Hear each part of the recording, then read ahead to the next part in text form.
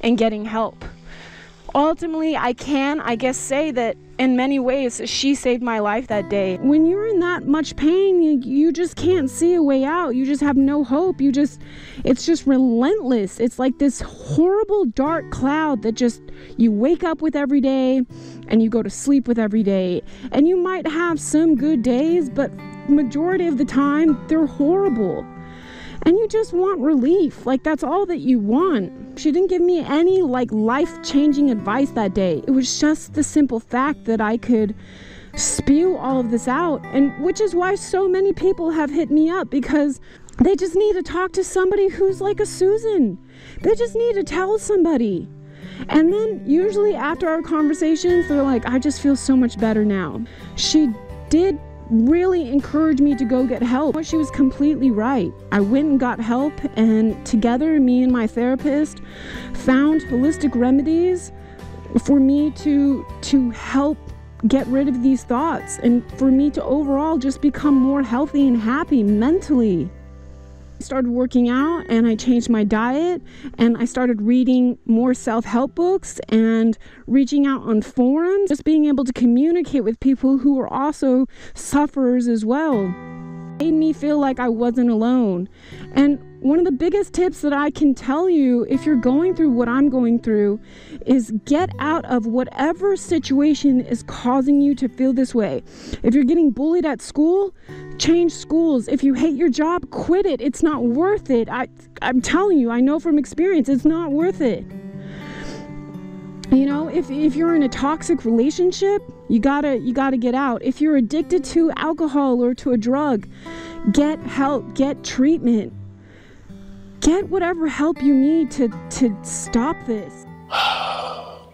When I was growing up, nobody really knew what anxiety was. Everybody put a different name on it or whatever. There's a stigma attached to mental illness, and that really bothers me. There should not be. I mean, having depression or anxiety or whatever, to me, should have no more stigma than having knee injury or kidney infection or diabetes. But there is a stigma attached to it. And I've tried to talk about this in a way where it's okay to talk about it and not be ashamed of it. It's okay. If you've got anxiety, you got PTSD, whatever, it's okay. Let's talk about it. Let's get help for it, get it behind you, and move on. Sun don't fucking stop. Sun gonna be up in the morning regardless. That sun is gonna be up in the morning regardless of how I fucking feel and how depressed I am. The sun is gonna fucking shine in the morning, and at nighttime the moon gonna be there, and you gonna look up, these days gonna keep going by. Then those who don't judge. And we, people who don't judge, we have a responsibility to crush, to destroy those mean, judgmental bullies. And we do that with an overwhelming positivity, and we do that with our extreme open-mindedness. And when you subscribe to those values, you really stop caring what other people think. Because chances are, if other people are judging you, they're wrong. Life is so much better when you have someone to share it with. When you have family to share it with, it's great. When you have friends to share it with, it's amazing.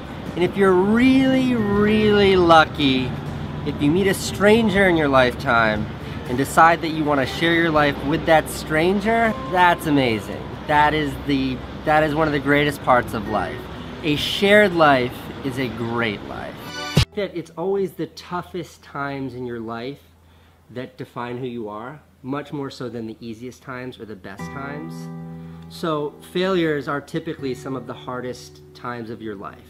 So when I look back and I see all sort of the pivotal moments in my life, it was always the struggle. It was always the failure that motivated me, not the loveliness of success. You are not your past. You're you. You're you right now. You might have done some things you wish you hadn't done. Don't dwell on that. You learn from it, that's fine, but don't dwell on it. Just keep moving. Keep moving. You know, use it as fuel. Say never again. I get what I did wrong, but don't think that you're that person that made those mistakes. You're the person who's learned. Motivation isn't real. Everyone says this. Motivation is not real. Discipline's real. I do not feel like training, but I still train. because I'm a disciplined individual. You don't get to go through life only doing the things you feel like doing. So this is down to you, my friend. And listen, you may feel fired up for 10 minutes after this little talk, but you're not going to feel fired up forever. You need to put systems in place. You need to get discipline. You need to get an atmosphere of people around you who are going to keep you accountable and not make it easy for you to continue to be a fucking nobody. And then you're going to fix your life. Otherwise, you're going to stay a nobody. If you could change the way you wake up in the morning, stop saying, I got to go to work. I got to work out. I got to get this weight off of me. I got to go and meet with the people at the school. I got to deal with my coworkers. Change one word in that sentence and everything about your life changes. I get to wake up in the morning. I get to go to work. I get to go and meet with these people today. When you say I got to, you take all of your opportunities and all of your blessings and you wrap them up in stress by saying I got to. We've talked a lot about you today, so it's a good one to end on. How would you like to be remembered in the event that you're not here anymore, which hopefully the aliens come and take you away? I'm gonna cry. That fucks me up. That question fucks me up. Really? Yeah, because I know that'll happen one day, and I want to be remembered. I want to be remembered. I think you made sure that that'll happen, bro. I'm trying my hardest. That's all my life is that I just want. Why am I crying? It's all good, man. I just want people like when they're having a good time to go, oh man, I wish Bert was here. It's the silliest thing. But just like, go, he would have made this so much more fun. Like, that's it. Like, I don't need to cure anything or like fix anything. You're a good time. I just want people to be like, God, man, it would be great if Bert was here. Mate, you're the best time. It's the silliest thing. Don't want to be remembered. I would say after all these years, I've kind of got it sorted, but your mind can give you wild cards. You could get triggered by something. It's really hard to put your finger on, so it's a matter of knowing what tools you can use to sort of live with your condition. For me, number one would be getting proper sleep is huge. Not even just for your brain, but for your voice as a performer and for your mind. Getting out and getting exercise. So I make a huge point to either bring up a bicycle on tour, or I'll walk a good, 8 to 10 miles on a day off, or even pre-show if we're in a city that I like. I haven't drank a bunch the night before. I've cut way back on my boozing, which is, can be very detrimental to your mental health. But that being said, in the same breath, knowing when to go out and have some fun with the boys and bond and have fun is important too. So this uncomfort, it's really an uncomfort that just lives in us. You're probably gonna be real hard on yourself. I think I was always extremely hard on people. That's the number one note people have given me. And you're so hard on yourself. And I think I used to think that if I wasn't hard on myself, then nobody was. Let me think about this. If I wasn't hard on myself, because when I was young, nobody was anything on me, And so I thought maybe if I was hard on myself, or maybe if I was perfect. I used to think, I realized this the other day. I used to think that, I expected myself to be perfect. So then I would never was, because it's impossible. So then, therefore, I'm so hard on myself. Because I thought that I wasn't cared for as a child, and I'm not trying to self-pity. I'm just looking at what was a part of my life. That I wasn't cared for as a child, so therefore I took it on myself. Oh, if I was better, if I was perfect, then I would be loved. I'm not perfect enough. I'm not good enough. I'm not good enough for my mother to see me. I'm not good enough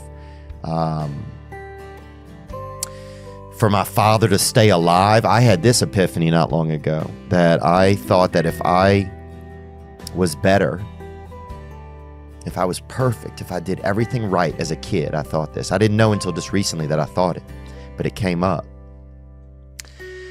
That if I did everything right, that my father would stay alive. That's what I thought for some reason as a kid. Nobody explained to me what was going on or how things worked, or that dad was getting, I just knew my dad was older and that he was not going to be alive for a long time. And as a child, I thought, maybe if I'm perfect, that my life would be different.